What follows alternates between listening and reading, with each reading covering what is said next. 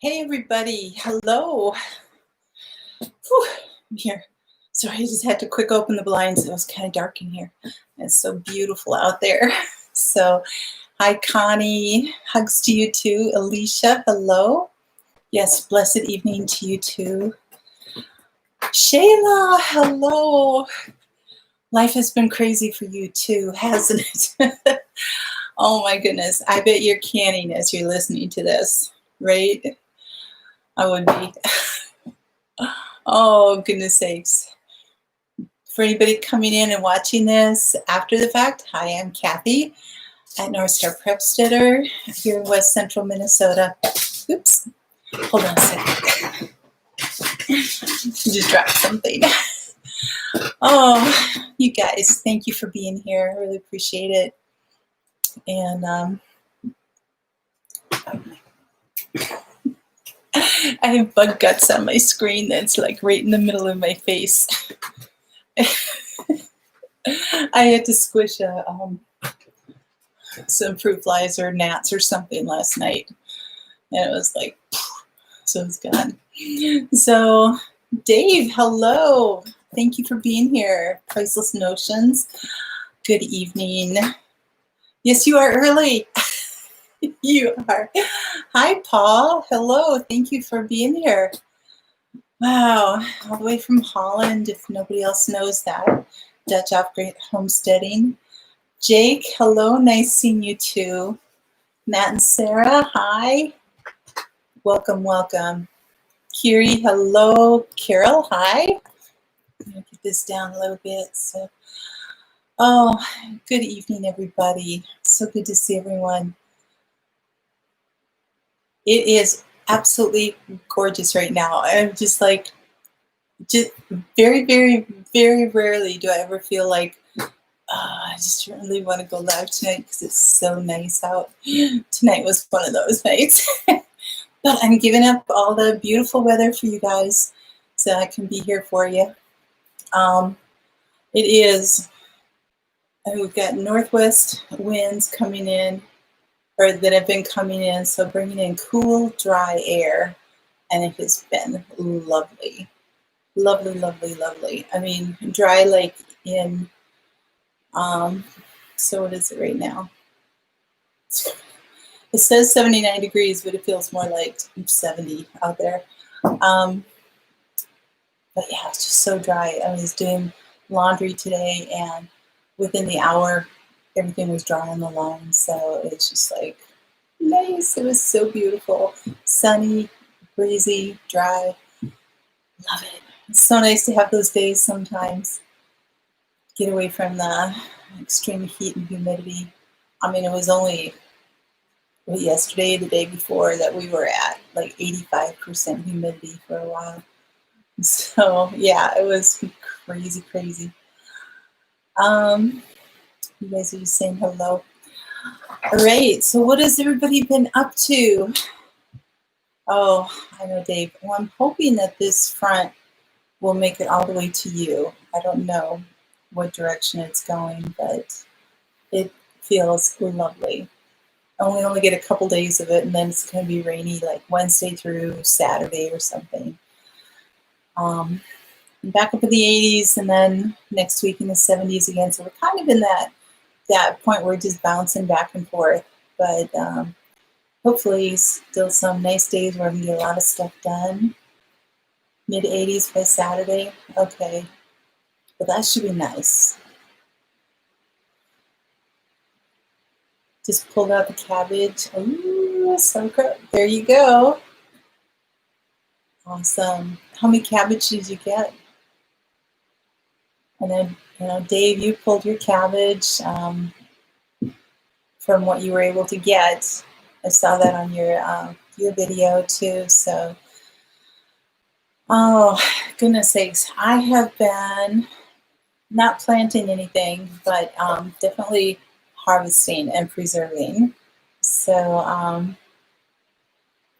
I am doing well, Matt and Sarah. Thank you so much. Yeah, it's been busy. Things are kind of crazy. But, oh, and before I go too much further, if you guys could keep my family, and especially my brother, in your prayers. My brother Pete, who's just 18 months younger than me, he's got stage 4 liver cancer. And I have no idea what's going to be happening. It's like, because of everything that's going on, just kind of like in the dark, I don't even know that my sister-in-law could even be with him for different things, and it's just, it's crazy, it's like, will I be able to see him one more time? I don't know. So yeah, that's kind of a hard thing to go through right now. So too many kids running around to count. That's great. So, Dave, you have a few more cabbages. Okay. Oh, you're so dry. Oh my goodness, Alicia. Wow. High humidity. Oh, that's true. It's like, how can it be so dry in the humidity? It's got to be just drying everything. Well, you've got a lot of water around your borders and everything, so I bet it's just pulling everything from all of that. Thank you, Matt and Sarah. I really appreciate that. Thanks, Connie. Thanks, Dave. I really appreciate that. And Shayla, you guys, that means so much to me. It really does. Oh, that's awesome, Alicia. Yes, I was praying for him too. So, yes, I'm hoping that, there's always some things in some situations, but I don't know really what even is going on. So, moderate drought. Yeah, we're getting a little bit of rain off and on. So, I think Homestead Engraving, I think you've had more rain than I've had, because it usually tends to like go to the north or to the south. But we had a little bit yesterday morning or the day before, I can't remember. But it's still, still at the point where it just dries up really quickly. It's not like a long, good soaking rain. It's just kind of like little bits and pieces there. High fire, yeah. You're welcome, Alicia. Yeah, high fire, it's crazy. So I have been, oh my goodness, busy. I've put up so far 53 jars of food just this last week, in the last 7 days. So yeah, I've been canning, and getting, and that's not even the part of dehydrating stuff. So that's just canning, pressure canning. I've been using my steam canner. Oh, you guys, I've got a couple videos. I've been shooting content, but it's just like so crazy busy that I haven't been able to edit, and I've also been at the point where I've needed my sleep. So it's not, I can't get by on 4 or 5 hours of sleep. So it's like, that's the time that I can edit, is in the middle of the night. And it's like, oh, it's crazy. Thank you, Alicia. Appreciate that. Hey, Gil. Hello. You're in California. All right. Oh, Curie, I bet. Yes. Unless you get, well, we're just starting to really get into hurricane season. So you may get hopefully nothing more than like a tropical depression that would come in, at least to give you some moisture in that way. Thank you, Dave. Thanks. Yeah, I've been doing beans. I put up almost 30 jars of beans, green beans, out of half of my bed. So you guys, if you think that you have a small space and you can't grow very much, it's like you can. I've got, my bean area is 3 feet by 4 feet, and I've already got 30 jars, and I probably will have another at least 4 or 5, maybe 6.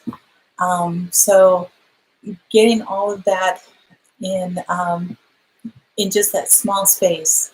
And see, I was planning on doubling it, but had to pull those plants because of blight. But um, you know, there's a lot you can do with a small space, so don't discount that. So,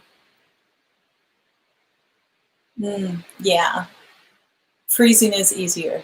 It is easier, especially when you are limited on time and it's just like, oh, let's just get it in and do that. So, yeah, thanks, you guys. Thank you. Oh, you rarely get rain from the hurricanes. Okay. Oh, okay. Are you on the west side of Texas then, Kiri? For some reason, I was picturing you closer to the central or something. I'm not sure. So Dave, you're doing beans, squash, broccoli. Ooh, yep. They do make huge amounts of food. Absolutely. Oh, that'll be fun, Gil. That'll be neat. I wish it worked that way, Kiri. I wish it did. So, Matt's probably making pizza again tonight. I don't know. It's like his specialty, I think. So I've been doing beans. I had peppers, I had banana peppers, and purple Murasaki pepper. It's a Japanese pepper that looks like it's a size between a banana pepper and a cayenne pepper, kind of, but it's long and tapered, and it is a deep purple. Deep purple, almost looks black, but it's a deep purple. And they're a sweet pepper. They're not hot. So I canned those up together and to do some pickled banana peppers and Murasaki peppers. And of course, when you get in there, once they cook, the purple,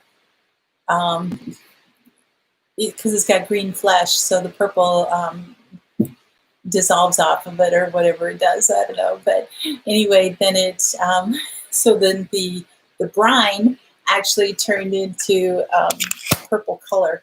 Not really dark or anything, but it was a purple brine, so it was kind of cool. And the purple peppers end up looking like the color of green olives. So I've got the brighter green of the banana peppers and then the darker green of the purple ones. So it was kind of cool. So next time I probably will just do straight banana peppers. But anyway, so did that. I got one of those little patty pan squash, you know, the actually a light green scallop squash. So I've got one of those off the vine already. So I'm going to have a meal of that. Make some kind of squashy meal with that. And I just pulled my shallots, and so those are drying. I've been doing a lot of herbs. Today I trimmed off my onions, and I'm right now dehydrating all the tops to make green onion powder. So yeah, so hey, honey Caffeina, is that how you say it? From Michigan, hello, thanks for coming. You're in the western edge of the Texas Hill Country. Okay, then that's gotta be pretty back there. That'd be nice. So, hey, Heaven's Gate Cherry Farm, hello. It's been a long time since I've visited with you either way. So, ooh, bruschetta chicken. Oh my goodness. You both are good cooks. You both are. So we'll definitely have to get together soon. Kiri, it was sunny today, but too windy to set up the sun oven. Okay. Now I know that you dehydrate with your sun oven too, right? And you must have to leave it propped open or something, because I would think it would get too hot for especially dehydrating herbs and stuff. So I'm also, Saturday, I ended up getting gifted an entire crate of peaches. So I have 20 pounds of peaches I'm trying to figure out, to get through. So I'm definitely going to do a lot of pints of just peaches, but I got to show you a couple recipes that, now last week I showed you this book as one of the books I had, Small Batch Preserving. And there were 2 recipes in here that I picked out. And one was a peach mint salsa. And look at that. And it's got mint from my garden. and it's got lime juice in there, lime zest, and peaches, and jalapeno, and green peppers, and honey, I think some garlic or something. It smells so good. I haven't opened it. I'm saving those for a special occasion. Oh, okay. All right, Carrie.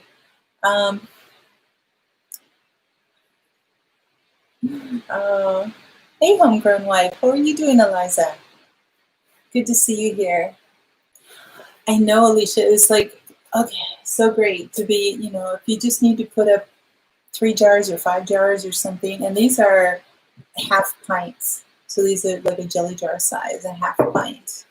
And then the other one was fresh sweet pepper and peach salsa.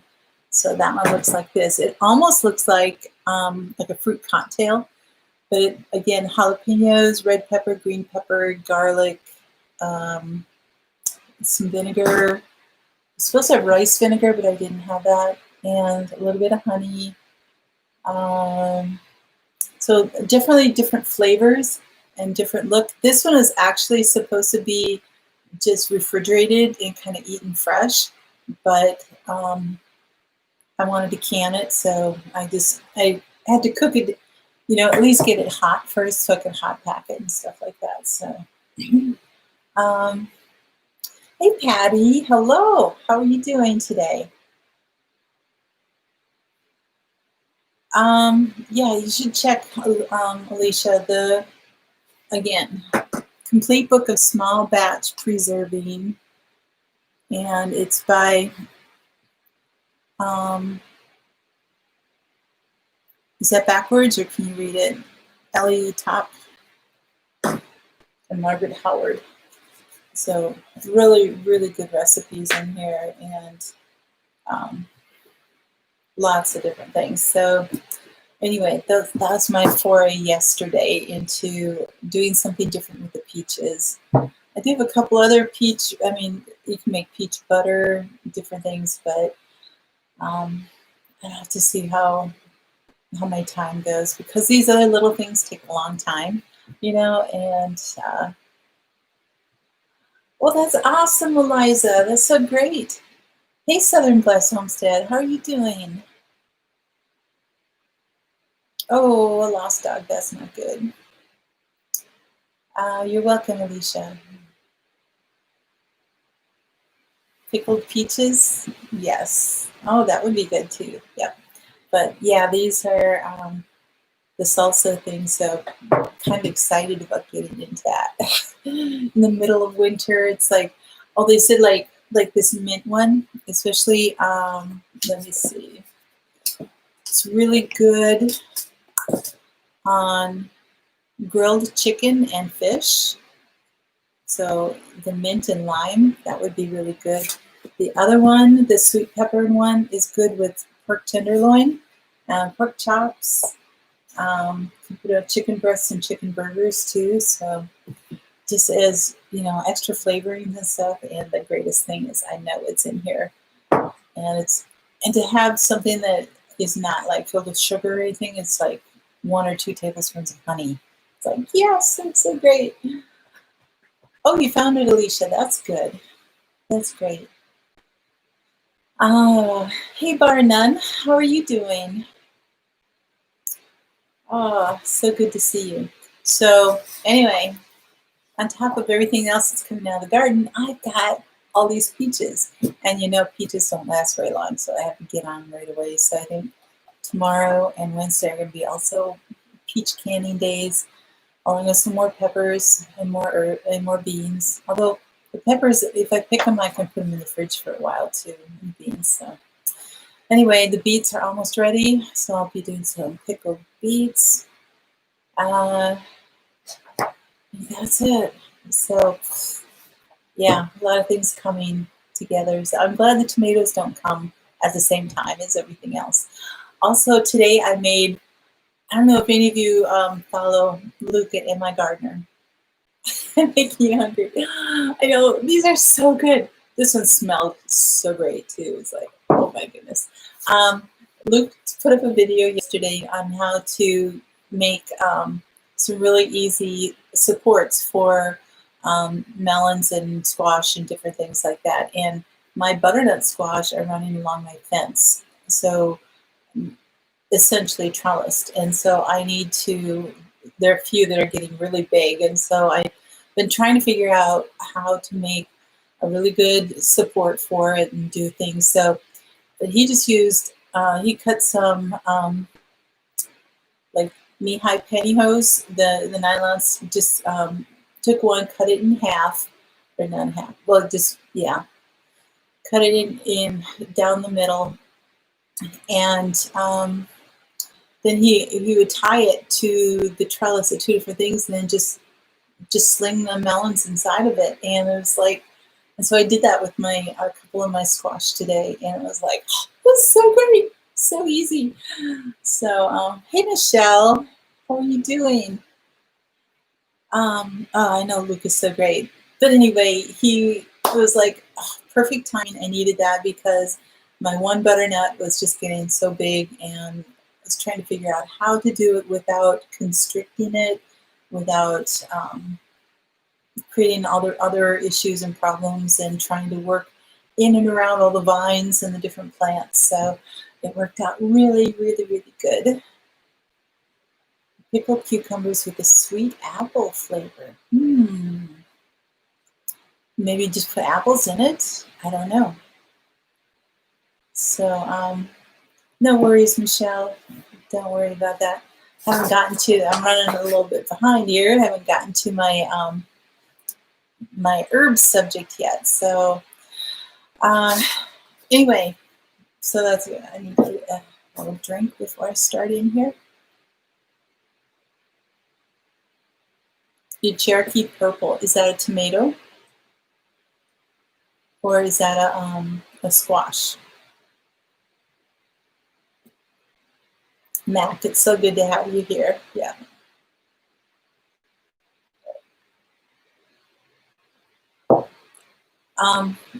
Maybe they pickle it with, put apple juice in with the vinegar or something too. Could be some apple slices and apple juice. I don't know. Be something I probably, yeah, just look online. Have you been able to find anything online with that? So if not, I guess just kind of experimenting with it. So, all right. Anise, and it's pronounced Anise, not Anise.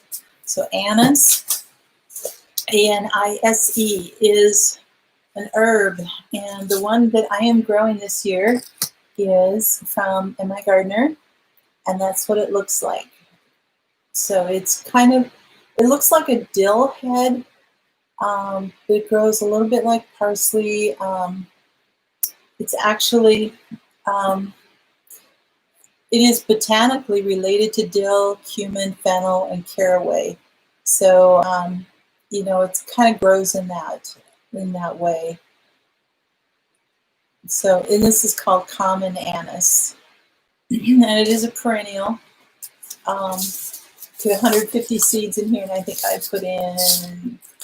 Yeah, I grew these. I started them indoors and then planted them. So I put in 4 plants. So I've got a lot to go here if I need to.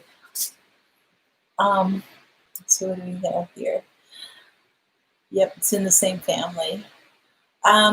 Yeah, so, and then there's the other anise, which is star anise. So there's like the 2 different things, and so we can sometimes get them confused if we don't specify in that way.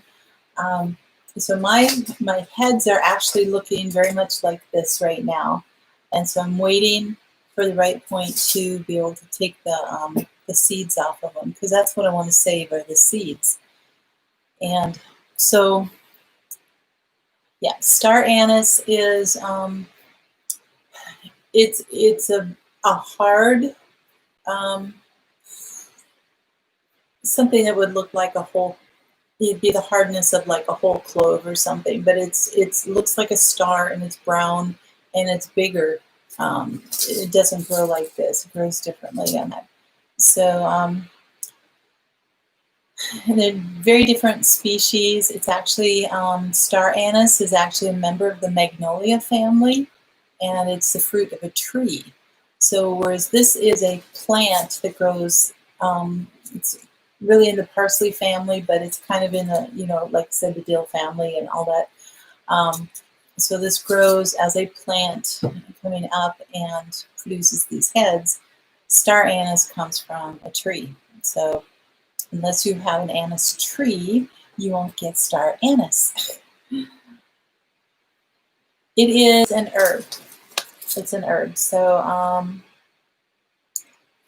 it is, I mean, you could grow it as a flower if you wanted to, I guess, but the stalks are not really all that pretty for flowers.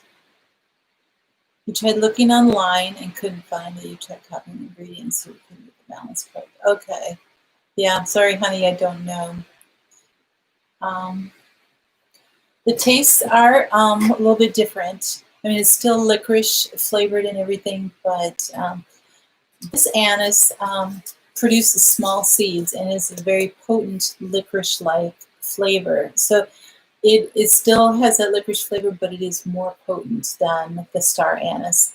The star anise is native to warm climate areas like southern China, Indonesia, Indochina, that area in there.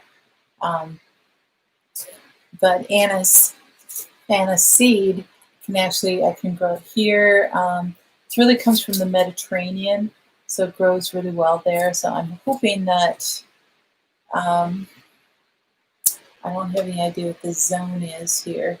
Oh, zones 4 through 9. And it'll be Daisy whether it comes up again or not. So my garden can sometimes be a 3, sometimes be a 4, depending on the winter. So hey Sean, hello. That's your favorite flavor? Okay. Oh, Mac, you would get in trouble like that. Oh,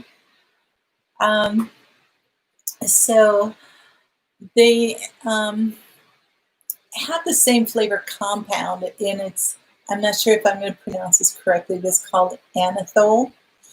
And so that compound is what produces that licorice flavor and everything. So I'm going to kind of go through some of the benefits first and then kind of give you a little history on this one. Now, I'm just going to be talking about the benefits for this one because this is, you can use it culinarily. How's that for a word? You can use it for culinary uses too, but we're going to talk about more of the medicinal uses, kind of in keeping with our herb series here. So most uses and benefits. You have a butterfly garden. I've seen some bees around it. I haven't seen butterflies on it at all. So, but they might. Not sure. So most uses and health benefits of the anise seeds are based on traditional and folk medicine applications, but some have in recent years been validated by scientific methods.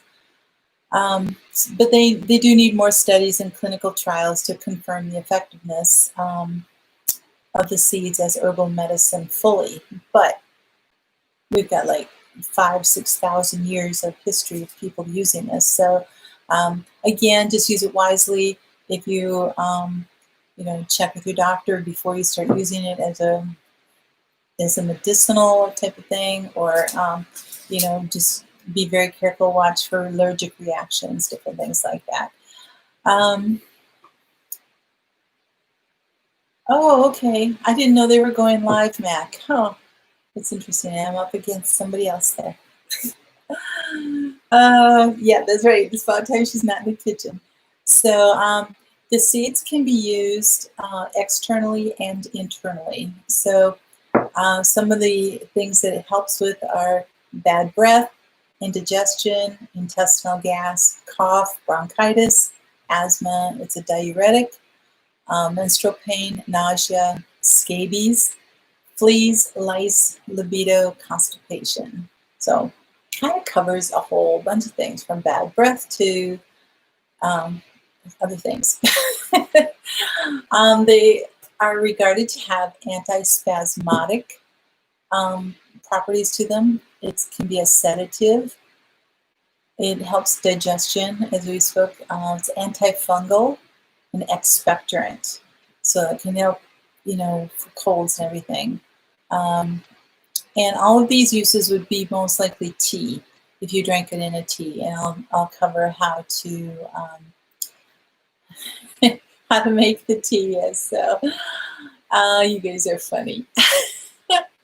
And you Mac in here, it's always a charge.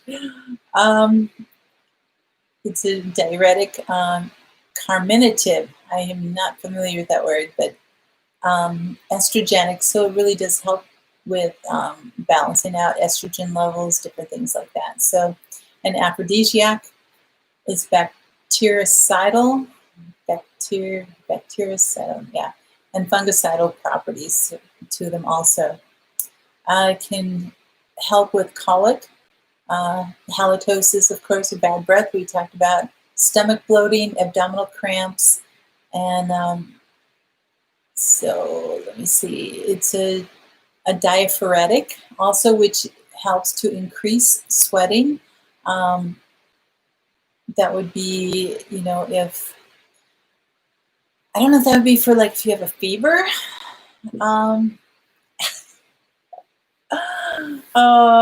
Well, just start with some that have the flavors that you would really like, a peppermint tea or something like that. It's, what, I'm finding it really hard to drink it during the summer, because when it's 85 degrees out there, I don't want to be drinking hot tea. I'm not, as soon as the weather turns cooler, it's like, yeah, I'll have the hot drink every time. But it is a valuable little seed to have. It's got antiseptic properties. It helps with asthma, bronchitis, the common cold, and whooping cough. They use this as an ingredient in cough syrups and lozenges. So it's just a huge amount of things. So it can help promote lactation in nursing mothers. So you don't want to take it while pregnant, but once you're nursing, that can really help you out there. If you use anise in making anise oil, like an infused oil, you can add that to ointments, lotions, and soaps, and that will actually help if you have really oily skin, and it helps to treat like mild acne and everything. So yes, there you go. Make a sweet tea and add those things into it. Absolutely. There's all kinds of things you can do to make it really good. And if you need to make it fizzy, you can use like, what is it? The water that's fizzy water. I totally forgot what it's called. Oh, hey, Brett. Hello. Thanks for coming in. Not typically Mac, but it probably would. Also, the oil from these seeds are poisonous to many insects. So that has been actually added to lotions and ointments for treating, like, for scabies and lice infestations. So here we go. If all goes falling apart, you've got you grow anise, and that can help with the lice infestation. How about that? Soda water, there you go. Tonic or seltzer, yep, there you go. So you can use oil in pizzelles.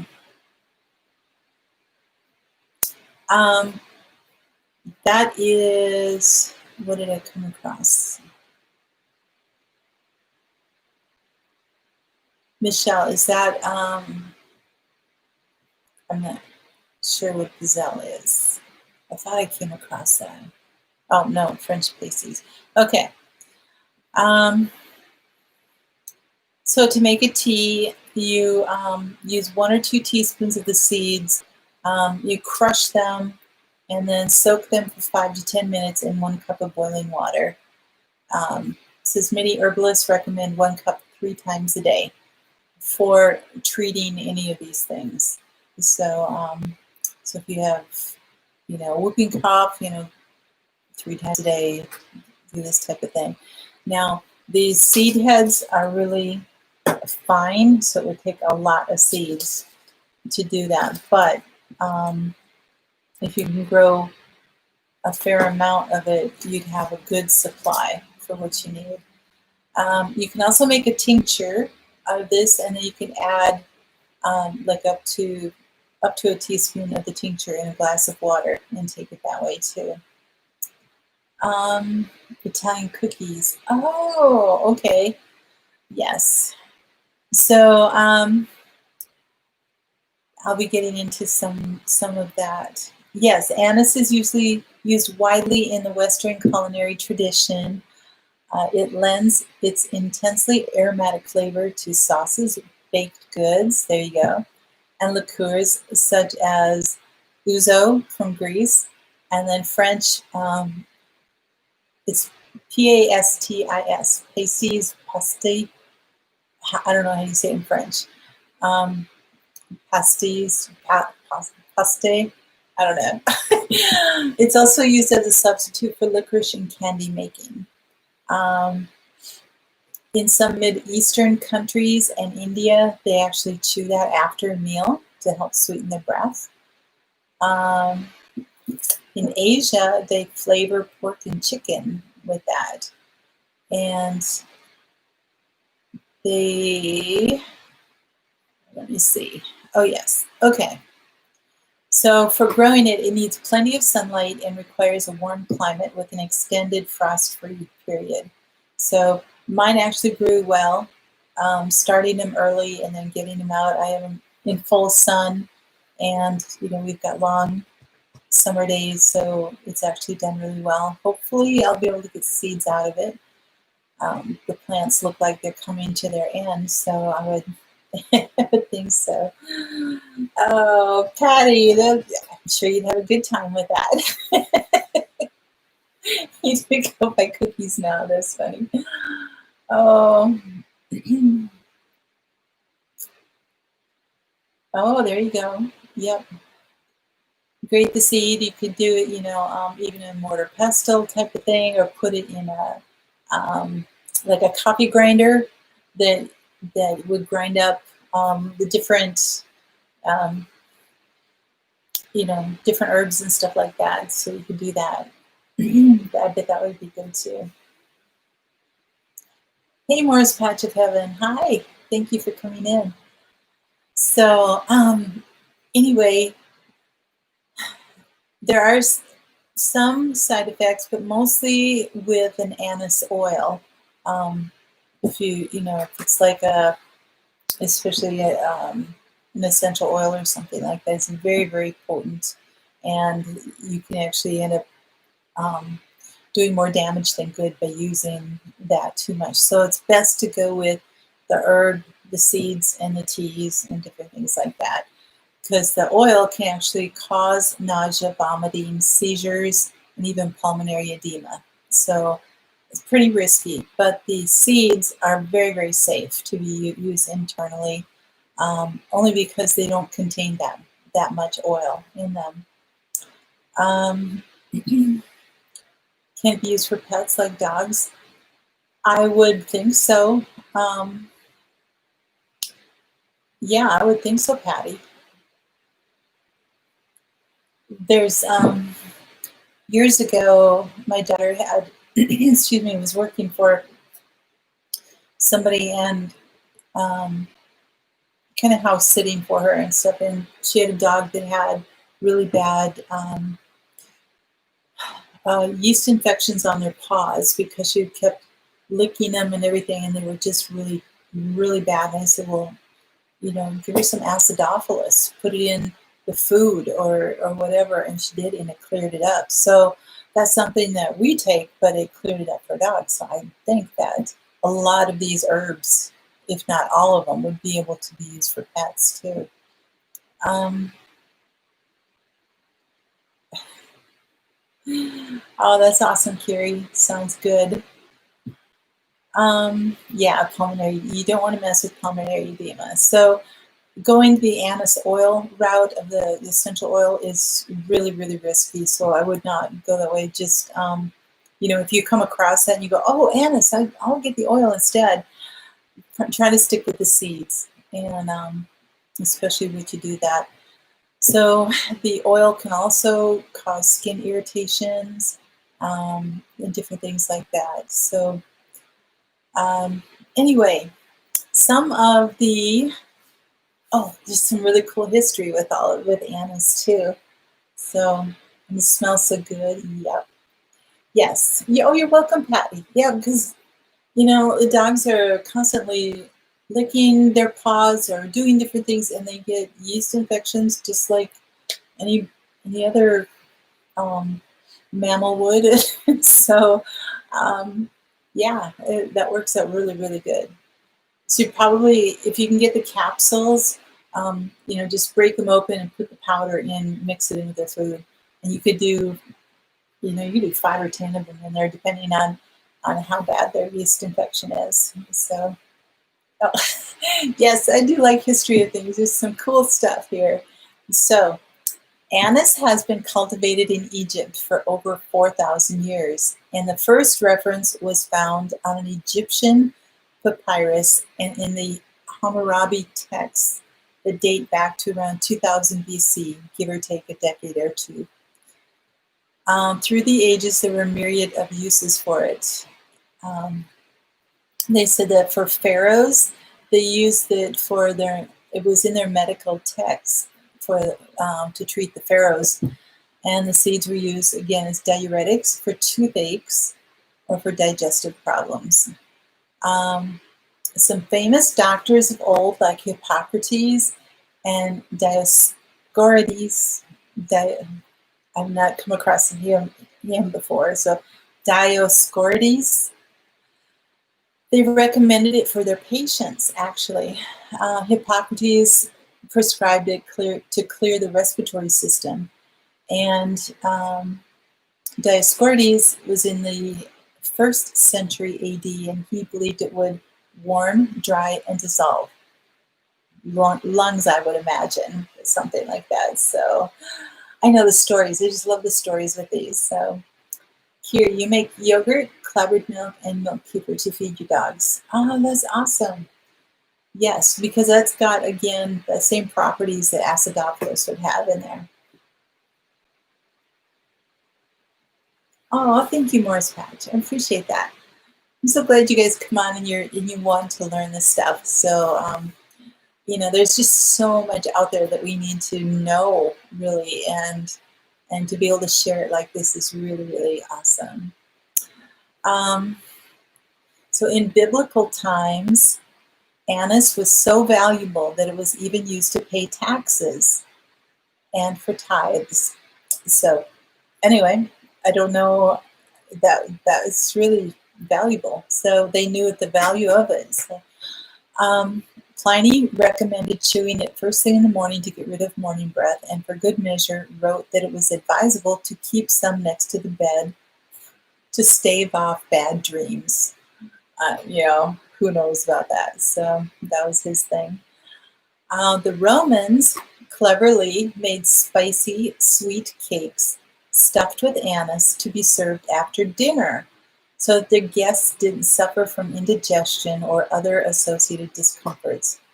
So there you go. Make a dessert with anise seed, and everybody will feel wonderful after that. How about that? For something like that, it's like you might just want to order, or go to the store and buy a jar of anise seed.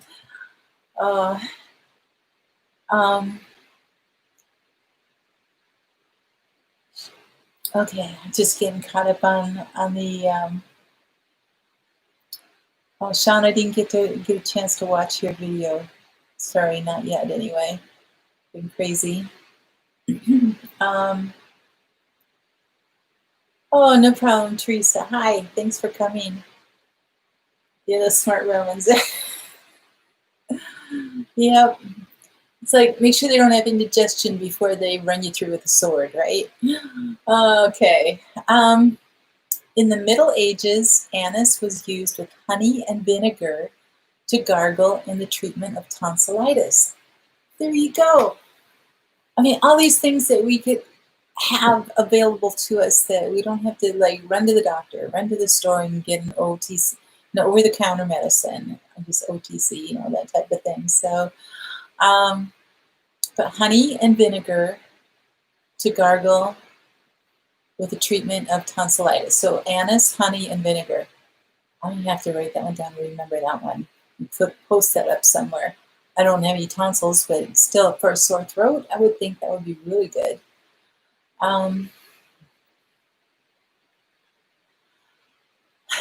Then also the Romans used it as a form of currency.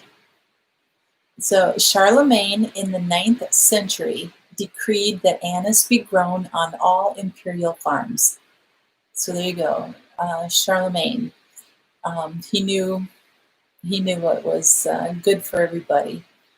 So now as we get a little closer here, in the 16th century, Europeans discovered that mice were attracted to anise and they baited their traps with it.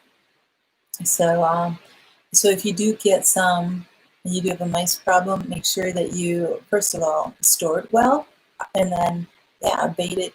I wonder if you could sprinkle some anise on peanut butter and put it in the trap, or on cheese. I suppose you could do that too. Do I have an herbal medicine book? I have a couple of them, yes, I do.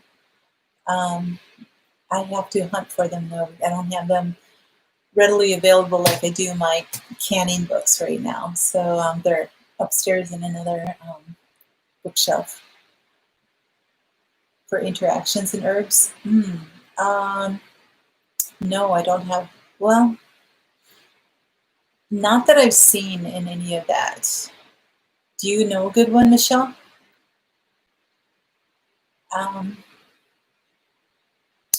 So Germans in the 18th century were very concerned about their health, as they are today. They often flavored their bread with whole anise seed, and to this day, rye bread is commonly flavored with whole anise seed. So they still do it in their rye bread. So there you go. All this stuff about anise, and I'm getting down to all the things that I'm growing that I can share with you about. But we'll probably do the herb series through the end of August, and then I think I will be done. So get it back out in the hen house. Oh, yes, it is Morris Patch. It's great to know for those things, because we, like in the last few months, this last spring, we really couldn't even get to the doctor for just regular, normal ailments that we would run to the doctor for. So, I think of like Crystal at Copper Kettle Farms. She had this horrible toothache. She could not get to the dentist because of stuff. So, okay. Yes, if we, I should write my own book. Oh, well, at the end of this herb series, I am going to have a little bit of a surprise for everybody that will be available, but I'm still working on it. So we shall see. Oh, you're welcome, Mac. You're welcome. You let the birds into your garden to clean up last week. Oh, how do you tell when to get the seeds from the plant? That's what I'm working on right now. They said that they will, right now mine are white. And so you said when they turn brown, so I'm just going to have to kind of watch them every day and kind of see. It's the same with dill. Dill has the little yellow flowers that come out, and they're flower, then all of a sudden they'll turn to seed. And so you have to kind of watch them, because you could go out one day and they're fine, and the next day it's like their seeds have fallen off the heads. So yeah, I'm just at the point where I have to really watch them to see what's going on. So yeah, there are emergency services, absolutely. All right, garden tip for the night. Something I actually ended up doing today. And first of all, I would like to get a hand up, or a yes, or a thumbs up, or whatever, for those of you who, when you grow onions, do you trim them off to help them grow bigger? I want to find out from you guys, and I know we'll have to do this a little bit. But Michelle, I will look at all my books and see what I've got, and it's probably a good time to see that. Here, you let the ghosts in the garden every year and everything. The heat killed your cucumber plant. Oh.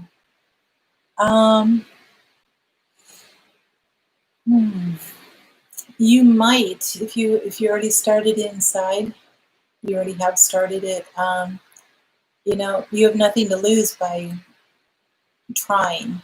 I mean, it might not be long enough, but it might. So I would say if you were to get some early frost or something, just make sure you cover the plant, throw a sheet out over it or something, and that type of thing. So yes, and actually I just ordered, and I think they're coming tomorrow, some little, from Amazon, little nylon bags that have, they're like 4x6, and they have like a drawstring top, and they're meant for catching seeds and collecting seeds. So I'm going to take those and actually put them over the heads and tie them so that they can do that. I'm going to do that with a few things that have especially small seeds that are just going to be dropping and different things. So you can get different sizes. You can get the 4x6. You can get like a 6x10. And then I think they have an 8x12 or something. So for different size plants. And yeah, I'm going to be doing that with those for sure.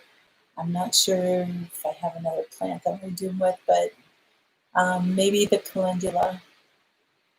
I think I might do with calendula, and maybe the chamomile. So so anyway, yeah, little drawstring bags and everything. So also I'm trying to figure out, okay, didn't really see any thumbs up or anything about the onions. Okay, so one thing that can be done with your onions when you're growing is the leaves, which are the stalks and everything, those are called leaves.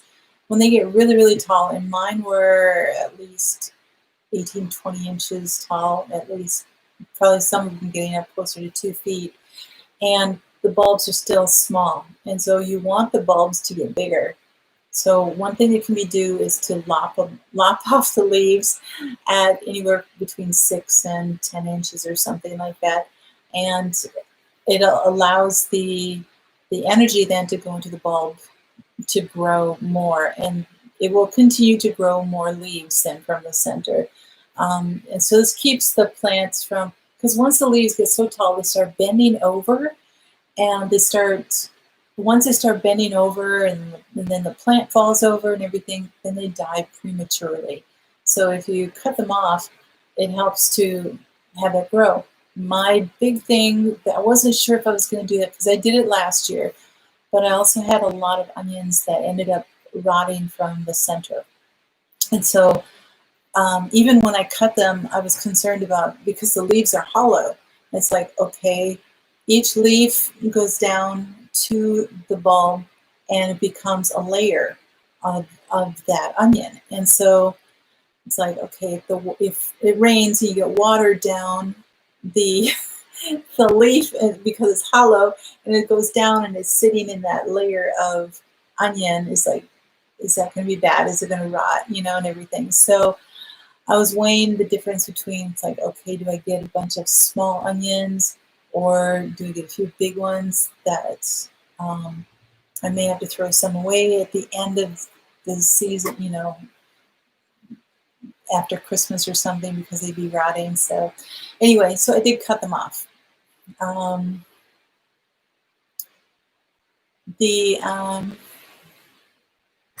Okay, Alicia, well, yeah, you should have enough time then.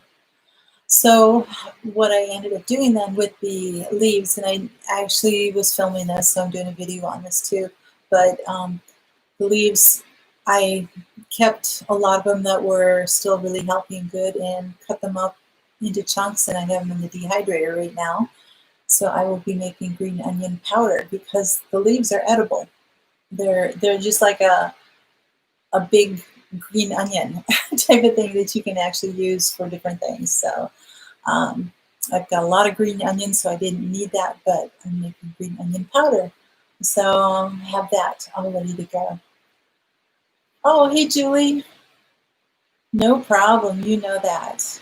You know that. So I'm glad to have you here. So, oh, yeah, Matt, I was just like, because I did it last year and there were like pros and cons, and I just didn't know if I should do it this year. I was kind of, I think, waiting to see how they were growing and how they were doing. So the bulbs aren't getting very big yet. So that's where it's like, okay, I'll cut them off and let them have this chance to grow out a little bit.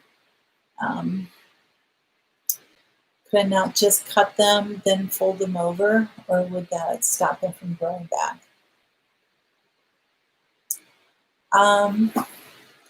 Yeah, once the leaves start folding over and laying down, they will die off, and that kind of is an indication to the plant that, okay, we're done, because it's not getting nutrients to the bulb. It's because when the leaf grows up, like I said, that creates another layer on the onion. And so they keep coming up from the inside, and so it will continue to help it grow. So anyway, you're right, Kiri. Absolutely, that it's a scallion. No, these are full big yellow big yellow onions. Not Vidalia. I think there's sweet Spanish yellows, and then I have a red onion too. So I've got both of those going on. I started those from seed, and most of them survived, but so this is my first year in starting them from seed. So I'm actually pretty happy that I even have some. So we'll see how that goes. Patty, I use a lot of my onion tops in salads and soups. Yep. Okay. That's the compost got fed. Oh, that's good. Defeats what idea, Sean? I missed that part. Let me see. Okay. Oh, okay. It would stop them from growing back. Yeah. So it's either let them grow and then flop over and see what they'll do, or cut them off and see if they can continue to grow. So it's kind of a crapshoot there on what you want to do. But you try something, and you could even do just cut off a few of them and then leave the others to grow tall, and just to see what's going to happen with it. So we started from seed here, got small bulbs and happy since you said things. Okay. The leaves can be used like the green leaves on a scallion. Oh yeah, absolutely, Michelle. Absolutely. All right, Patty, thank you so much for being here. I know we're at our time here.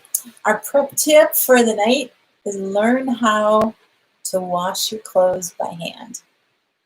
And not just like, one shirt in the sink with all the soap and then, rinse it out and wring it out and everything, but how to do a full load of clothes, or, you get 2 or 3 jeans and a few shirts or whatever, sheets, all that kind of stuff. There are many different ways. You can get like for me, the easiest way, because I had to do it for about 4 months one year, and when the girls were still here, but we used the tub, and we put water in there and soap and everything, put all the laundry in there. We had a clean plunger, a new plunger, and you just go through and you plunge all the clothes. And the way you get them clean is it's water being forced through the material, and then that ends up removing the dirt and cleaning it and any bacteria from smells and stuff like that. So the plunger works really, really good. And then, the girls would help me, wringing out jeans and different things like that. So, because by yourself it gets a little bit strenuous. But anyway, there are many different ways you can do it. You can do it in a bucket. You can do all kinds of things. But just try it, for one load, just to get the skill. Not that you have to do it all the time, but just to learn the skill of doing it. And that would be it. So, all right, you guys. Yes, you can get that to Alicia. Absolutely. I'm just trying to find ways that, if you didn't have any of these tools, if you didn't have anything, so learn how to at least wash your clothes on that. So, you kind of wash. Oh, okay. Well, I'll keep that in mind then. Thanks, Matt. Can you see a majority of today's kids doing it? Yeah. No. It's like they want, this fancy washing machine that does all this computerized stuff. And it's like, if they don't have that, they don't know what to do. So, so anyway, yes, there's different ways of doing things. My daughter Megan was a missionary in the Philippines for a while, and they had to use buckets out on their bamboo porch, and so they were kind of probably an 18-inch diameter tub bucket type thing, and so they would fill two of them, one with the soapy water, another one as their rinse water, and so they would end up having to just by hand shove them in there. They didn't have, a board. They didn't have a plunger or anything, and then rinsing them and then wringing them out and hang drying them. So yes, there's a lot of people that still have to do that. So if we learned how to do that here, that'd be great. That would be very handy, Michelle. I mean, instead of trying to wring everything out, absolutely. All right, guys. I'm not sure if Stivers are on at all right now because they found their house that they are going to be buying, and so things may be really crazy for them. But I just want to thank you all so much for coming and for spending this hour with me. I really, really appreciate it. You guys are awesome and wonderful. Thank you to all my mods for being here and helping out with everything. And I hope you guys have a great week. And we will see you next Monday. So take care. God bless. Always have hope. Bye-bye.